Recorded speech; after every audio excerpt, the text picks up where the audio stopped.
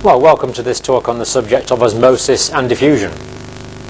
Now, there's several scientific processes that it's important to understand in healthcare, and this is one of them, osmosis and diffusion. There's a great deal of clinical application of these principles. So let's try and get an understanding of what they are, and we'll start off with diffusion. We'll look at diffusion first, then we'll look at osmosis. And the first thing I want to do is put some red ink into a jam jar over here. And what we have here is a jam jar of tap water. And I'm just going to put in some ordinary red ink.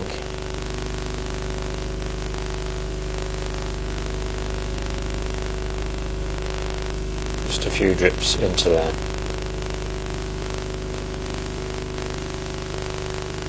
A drop should do. Okay. Now I'm not going to touch this or stir it up. And at the moment, I think you can see there's some areas where there's only water and some areas where there's ink. Let's come back in a few minutes and look at that again.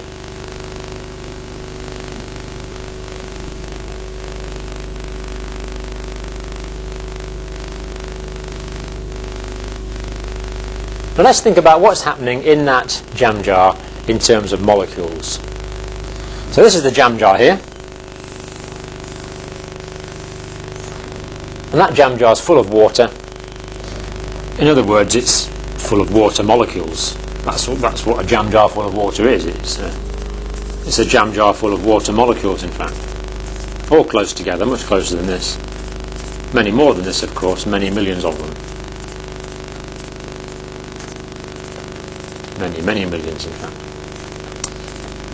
Okay, so it's a jam jar full of water molecules. But these water molecules are not standing still. They're actually in motion. They're actually vibrating very quickly. So any one water molecule is vibrating back and forward in a random way. They are in random motion. They are vibrating. There is molecular vibration in that jar.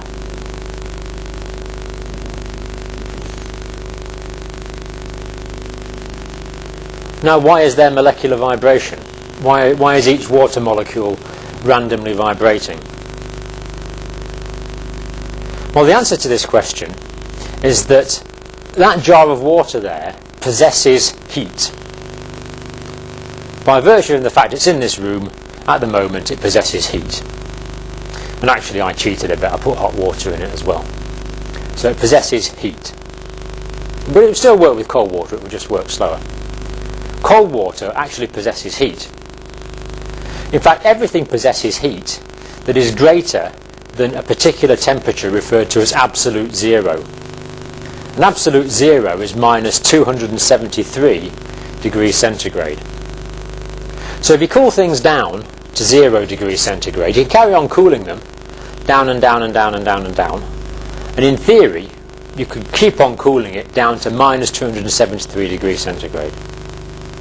In practice, you couldn't quite do it, but people have got fairly close to it. But once you get to minus 273 degrees centigrade, the molecules have stopped vibrating and are standing still. So imagine this jar of water is probably at, say, 45 degrees, and the molecules are vibrating quite quick. But if you slow it down to, say, 10 degrees, they'll be vibrating slower. Minus 10 degrees, well, there would be an ice, but if there was molecular vibration in a fluid, then it would be slower still. Several hundred degrees centigrade, several hundred degrees to, say, 200 degrees below freezing, the vibration would be very slow, and eventually the vibration would stop. When it's stopped, it can't get any cooler. That's known as absolute zero. So anything that possesses heat, so that certainly applies to all physiological temperatures, the molecules in the fluid are vibrating. And remember, a fluid, in terms of physics, may either be a liquid or a gas. Both are fluid. Solids are not, but liquids or gases are. And diffusion will occur in any fluid in theory, which is greater than minus 273 degrees centigrade. And of course, minus 273 degrees centigrade is 0 degrees Kelvin. So 273 degrees Kelvin is 0 degrees centigrade. So they possess movement by virtue of the fact they possess heat. Heat energy then is molecular vibration. This is known as the kinetic theory or the kinetic principle of temperature. Kinetic means movement.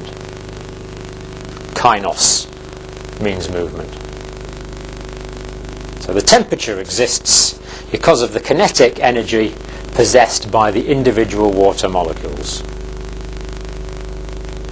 They are in motion. And later on we're going to come and look at Brownian motion, which in a sense is what we're coming on to now.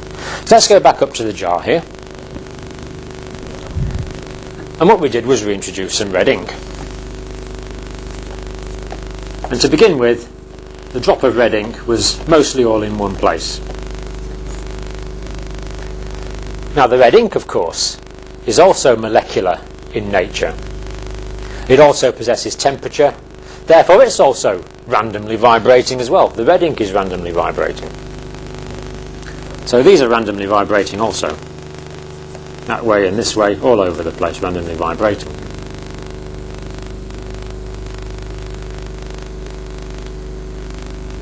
So if this is randomly vibrating and this is randomly vibrating, they're going to randomly vibrate into each other. There's going to be many, many millions of random collisions.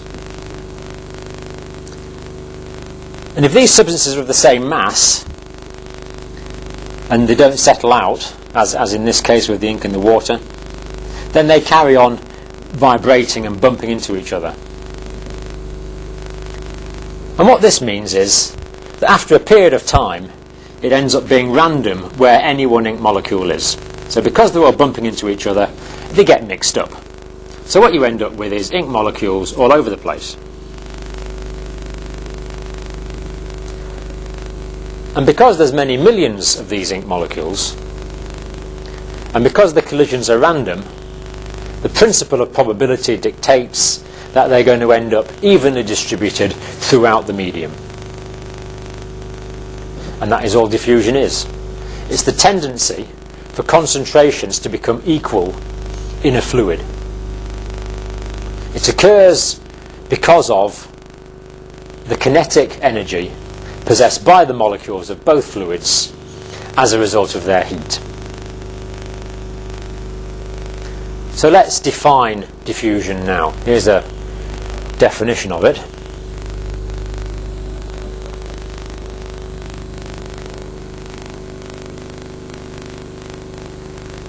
The process whereby fluids, that is gases and liquids,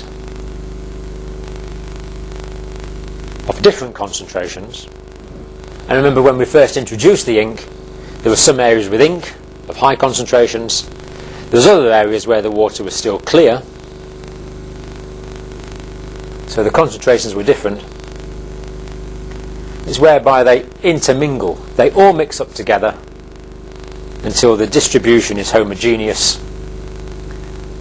when they're brought into contact.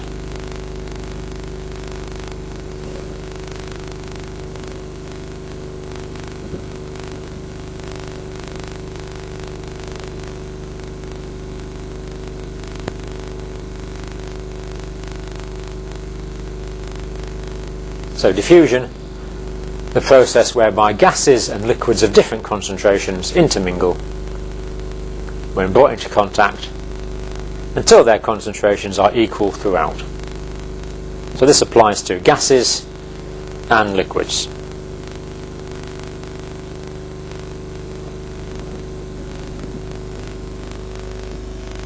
So let's just look at one example of this in physiology. Let's imagine this is a blood capillary here. And let's imagine this is the alveoli of the lung. So this is air here, and of course it's blood in the red. So I'll just draw some red cells there in the capillary.